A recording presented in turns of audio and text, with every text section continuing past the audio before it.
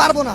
শেখ হাসিনা খুনি আমরা তো দেখি নাই খুন করতে। একটা মহিলা মানুষ খুন করে হুকুম দিছে, এখন কি খুন হইতেছে না? এখন খুন করে কারা? এখন তো শেখ হাসিনা নাই, এখন কারা খুন করে?